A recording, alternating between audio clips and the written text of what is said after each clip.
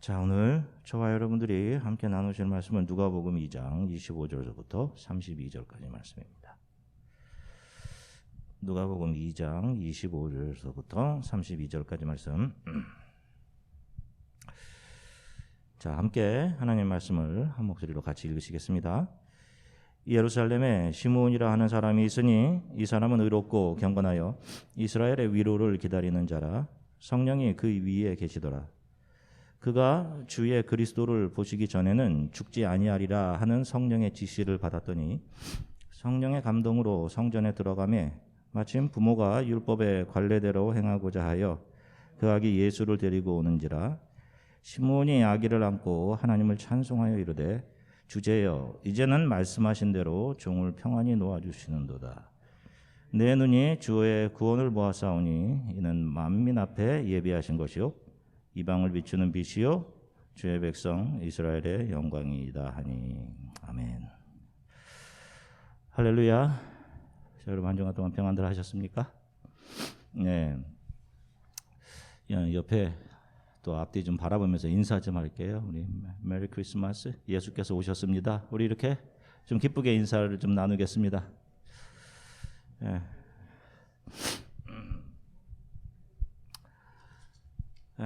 자, 오늘은 성탄절입니다.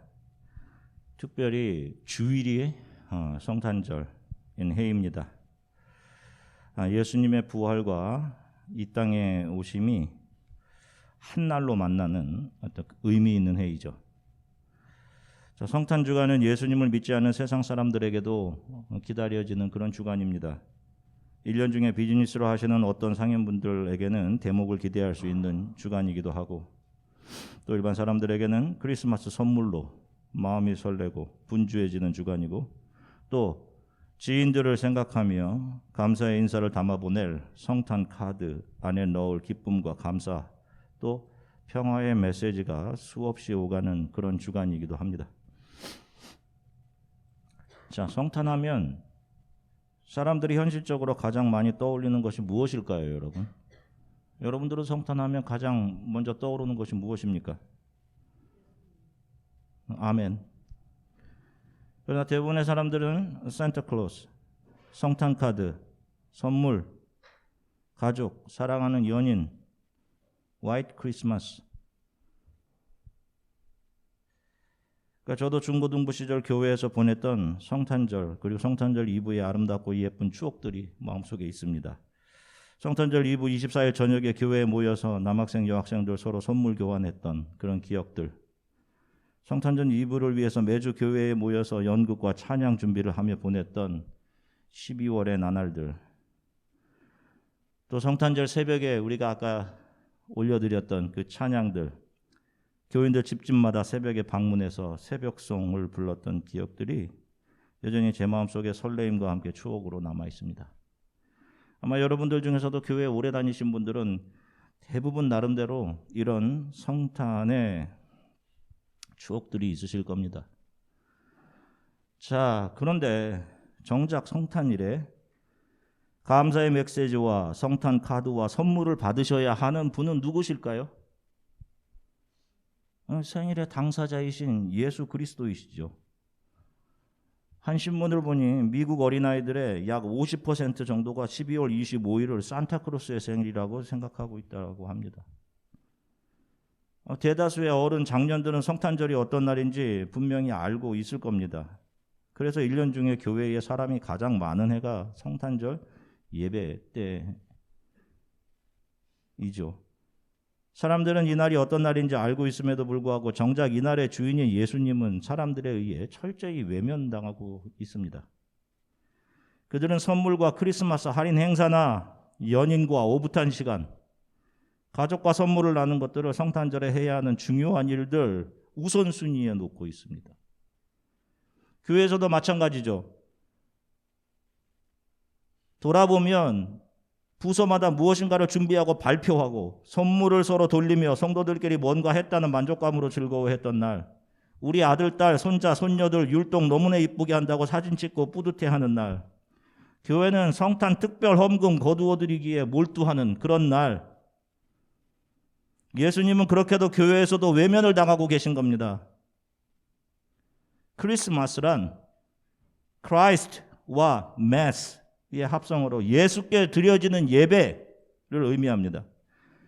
그런데 예수는 뒷전으로 밀리고 사람들은 자기가 원하는 것, 사랑, 선물, 산타크로스, 소원을 비는 것, 돈, 행사 이런 것들로 예수 그리스도의 오심을 대치해버렸습니다. 이렇듯 사람들은 성탄절을 허울 좋게 예수님의 생일이다 라고 정해놓고는 그날을 자신들이 원하는 것을 얻고 즐기는 날로 바꾸어 놓았습니다. 이렇게 예수님은 정말로 그분이 이 역사 안으로 처음 오셨을 때와 똑같이 여전히 사람들에게 조롱을 당하시며 환영받지 못하고 있는 겁니다. 제가 여러 번 설교를 통해 말씀드렸듯이 지금 우리가 지키고 있는 12월 25일은 정확한 예수님의 탄생일이 아닙니다. 구교인 캐톨릭에서 분리된 그리스 러시아 정교회는 지금도 1월 7일을 성탄절로 지내고 있습니다. 기독교는 313년 로마의 콘스탄티누스 황제의 밀라노 칙령에 의해서 로마 국가가 공인하는 그런 종교가 됐습니다. 실은 콘스탄티누스 대제는 기독교인은 아니었습니다. 그러나 그는 기독교인들을 정치적으로 이용하려는 의도로 기독교를 국교화했고 기독교인들에게 의미 있는 날을 정해서 그날을 온 국가가 함께 즐기고 셀러브레이트하는 의미 있는 날로 그렇게 만들었습니다. 그날이 바로 낮의 길이가 길어지기 시작하는 동지인 12월 25일입니다. 그런데 이날은 이미 오랫동안 로마 안에 있던 태양신을 섬기는 종교의 태양신 탄생일이었습니다. 12월 25일 동지가. 바로 그 동지가 밤과 낮이 길이가 이제 낮이 점점 살아나는 그 시작점이기 때문이에요. 태양신을 섬기는 날 25일. 고대 바빌론에는 담무스라는 신이 있었습니다. 태양의 신으로 섬겼죠. 이 신은 모든 식물과 동물들에게 생명을 공급하는 신이며 그의 어머니이자 그의 아내이기도 한 세미라미스는 달의 신으로 여겨졌습니다. 그 여신의 이름을 히브리어로 부른 것이 이시타르.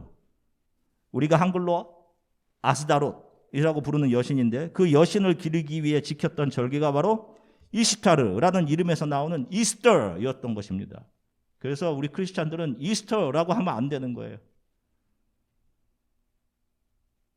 예수 그리스도의 부활절, The Day of the Resurrection이라고 해야지 맞는 것입니다. 당시 로마와 그리스에는 성경 에스겔서에도 나오는 이 담무스를 비롯한 태양신을 섬기는 미트라교라는 종교가 크게 로마에 퍼져 있었어요. 그들이 태양신의 탄생일이라고 섬기던 날이 바로 동지, 당시의 12월 25일이었습니다. 동지는 밤의 길이가 가장 긴 날인가 동시에 그날부터 낮의 왕인 태양이 점점 힘을 얻어가는 그런 날인 것입니다. 그래서 313년 로마의 콘스탄티누스 황제가 기독교를 국교화하면서 남아있던 이 태양신을 섬기던 날을 정치 종교적인 이유로 교묘히 예수님의 탄생일로 합쳐져 제정하게 되었던 것입니다. 사실 아직도 정확한 예수님의 탄생일은 알려져 있지 않아요. 그러나 여기에 대한 좀 더 구체적인 기록은 있습니다. 우리가 좀 더 접근은 할 수 있어요. 주후 200년경 이집트의 알렉산드리아에서 성경을 가르치는 교부였던 성 클레멘드라는 분이 그의 책에서 예수께서 탄생하신 날을 가이사 아구스도, 즉 성 어거스틴 제28년 파콘월 25일이라고 이렇게 기록하고 있습니다. 앞에 보시면 근데 지금은 과학과 컴퓨터의 신보로 나를 추적해 볼 수 있어요. 자, 여러분이 인터넷에 가시면 이렇게 이 프로그램 자체가 이렇게 웹사이트에 있습니다. Date Converter for Ancient Egypt라고 하는 그런 프로그램이에요.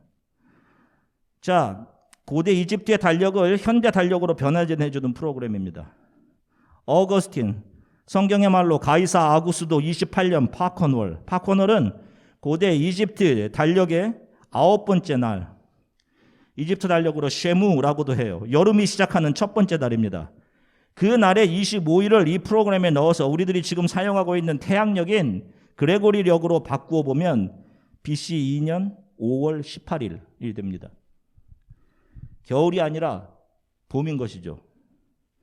목자들이 한밤중에 양을 치다가 천사를 만나 기쁨의 소식을 듣죠. 이것이 겨울이면 이스라엘의 겨울은 우리와 같이 영하로 떨어지지는 않지만 그래도 겨울밤에는 온도가 4도까지 떨어진다고 해요. 그래서 10월이면 방목하던 양들을 다 우리 안으로 들여보낸다고 합니다. 그러니 당시가 12월이었다면 목자들이 밤에 양을 칠 수가 없었겠죠. 자, 그러면 이 날을 어떻게 해야 하나요?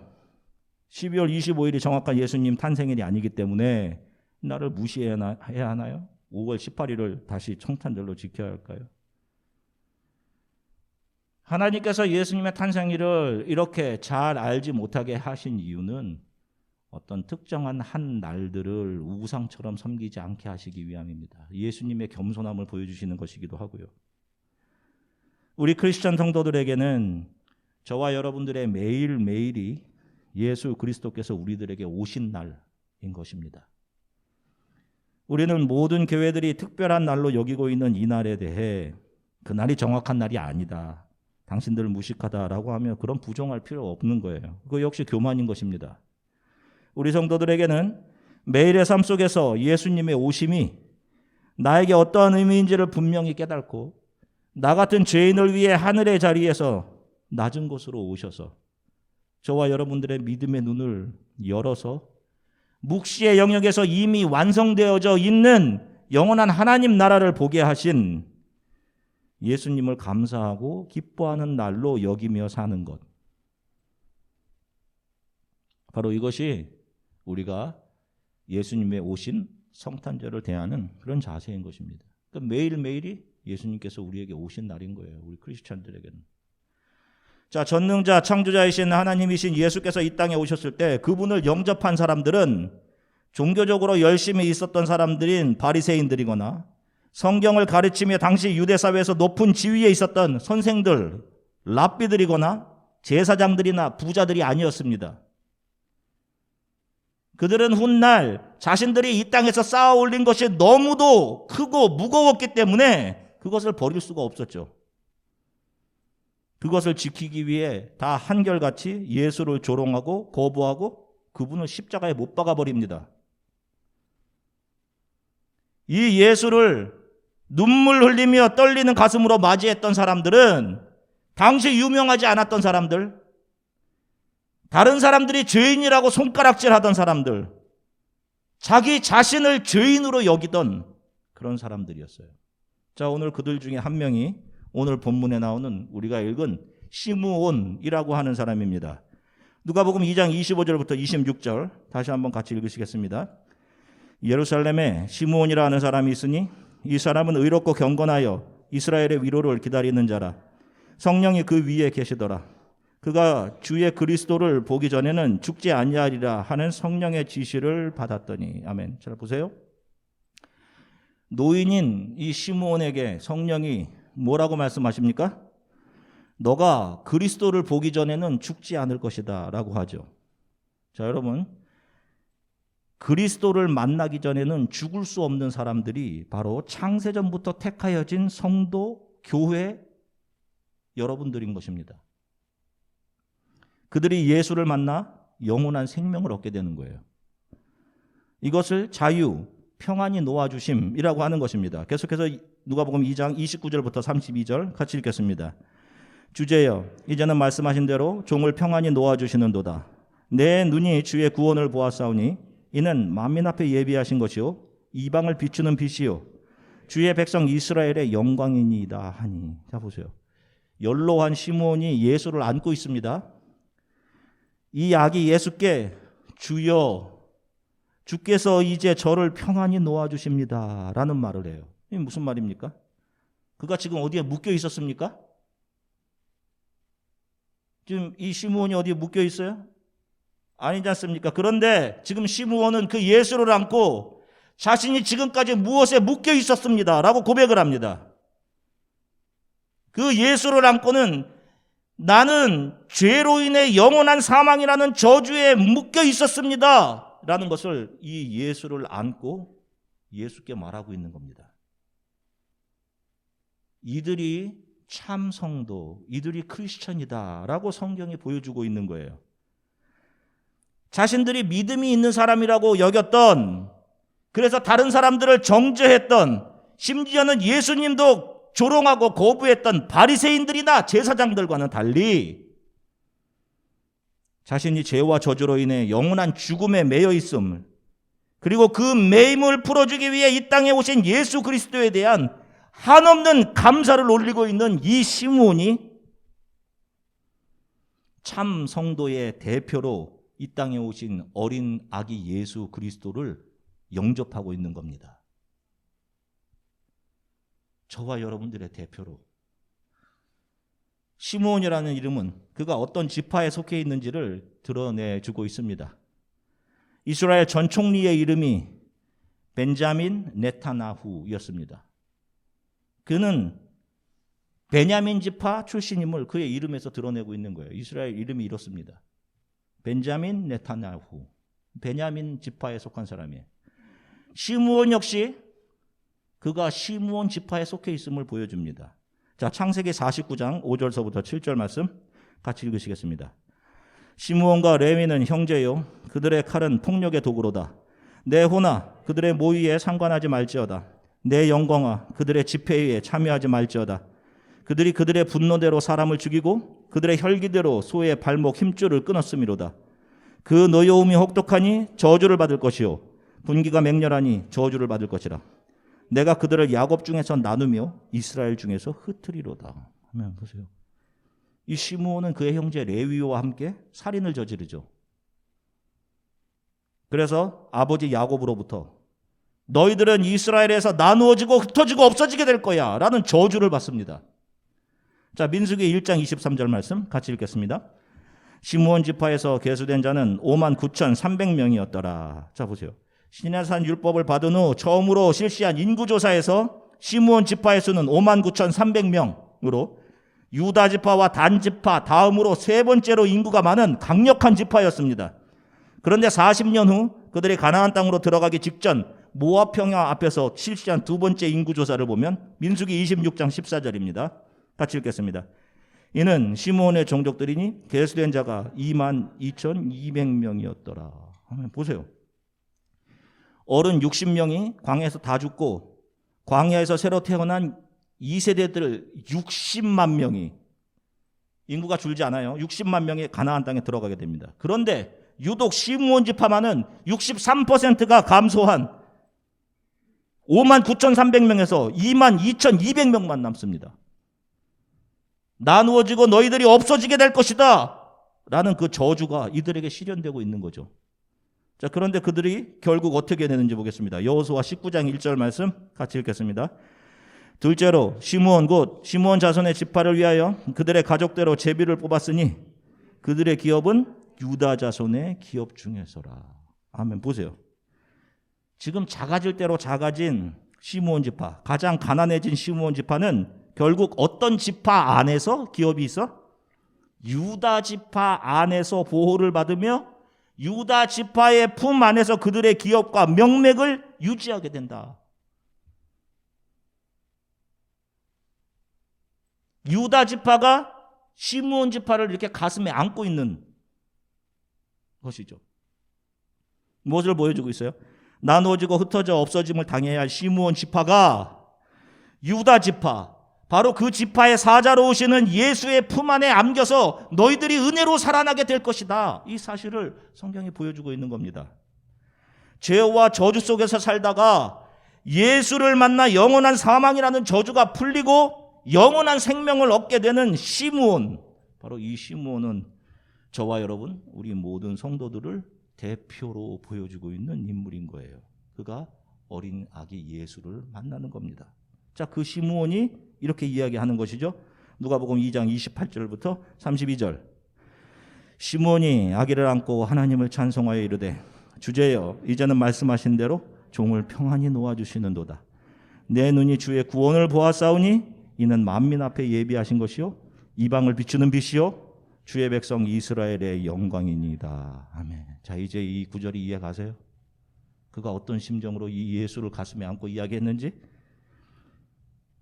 지파 대대로 저주, 죄로 인한 저주로 영원히 죽어야 하는 자신을 품에 안으시고 십자가에서 살려내실 그 예수를 지금 시므온이 안고는 내 눈이 주의 구원을 보았습니다.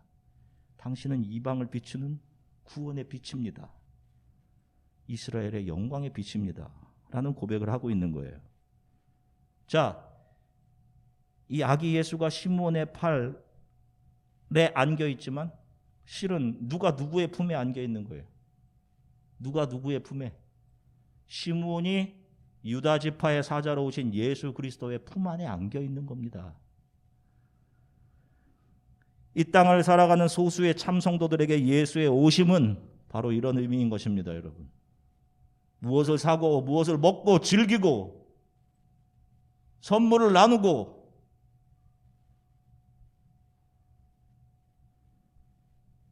죄와 사망에서 영원히 매여 있던 저를 구원하시기 위해 예수께서 오셨습니다.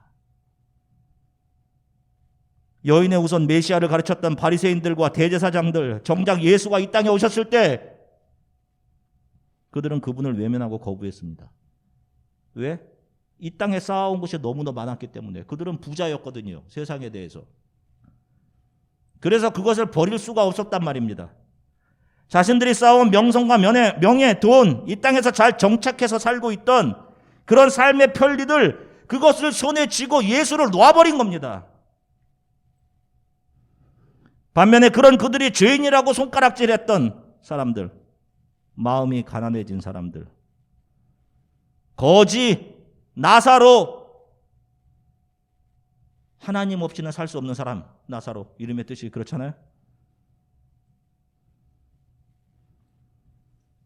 세상을 향한 소망이 다 사라진 사람들이 예수 앞에서 주님, 당신은 나를 영원한 저주에서 자유롭게 해주시는 하나님이십니다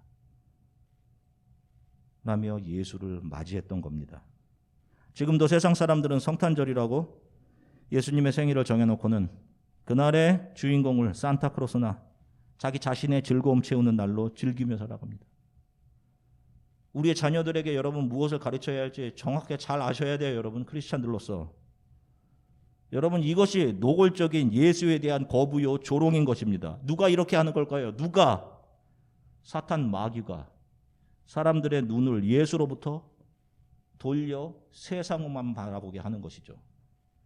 사탄의 악한 계략인 것입니다.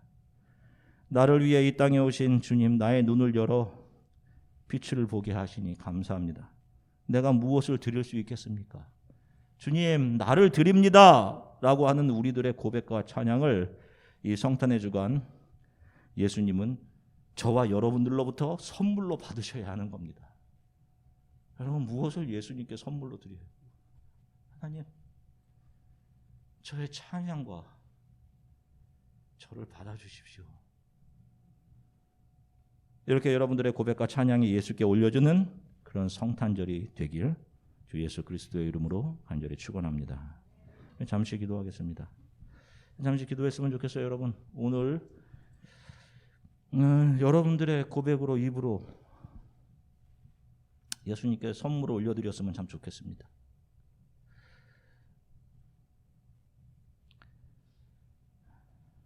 죄와 사망과 저주에서 나를 풀어주시기에 오신 예수님, 감사합니다. 주님을 찬양합니다. 사망의 저주로부터 나를 평안히 놓아주시기 위해 주께서 오셨습니다. 제게 빛을 비추어 주시고 살아갈 힘과 영원한 생명을 주신 예수님, 그 주님만이 저의 전부이십니다. 이 성탄절 주님을 향한 저의 감사의 고백을 올립니다. 하나님, 나를 받으시고 나의 찬양, 나의 감사를 받아주세요. 우리 이렇게 여러분 잠시 여러분들의 입을 열어 하나님께 기도드리겠습니다.